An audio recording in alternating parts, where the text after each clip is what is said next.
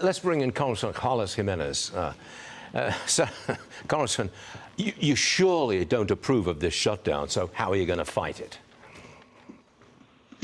Look, I don't approve the shutdown because of environmental reasons. I mean, I was the mayor of Miami-Dade County. Actually, that was at Miami-Dade County Airport. That's where it's at, and there are no environmental issues there.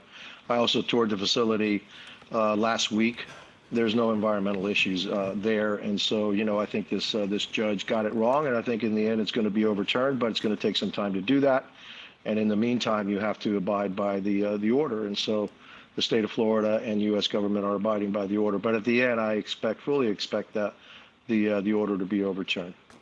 Oh dear, it's just one thing after another, halted by a low-level judge who sets almost national policy.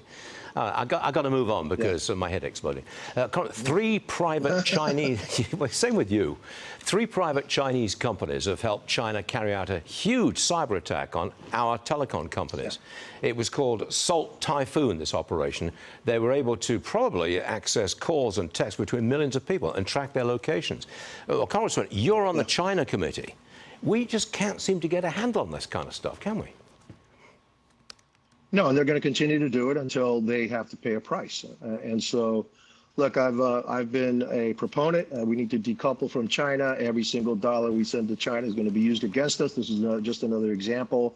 They steal our intellectual property. They actually help poison 500,000 Americans because they provided the chemicals that the drug cartels in Mexico used to create fentanyl, which killed about 500,000 Americans and continue to kill Americans to this day. China is not our friend. We need to decouple and treat them as what they are. They are our leading adversary, and they wish us harm, and they prove that to us every single day. To get them to comply or tone this down, you say they've got to be made to pay a price. What price must they pay? How would you impose a price? It's economics. I mean, the thing that drives China and their ideology, everything that drives China and their nefarious actions around the world is money. Money is what drives China right now and their efforts around the world.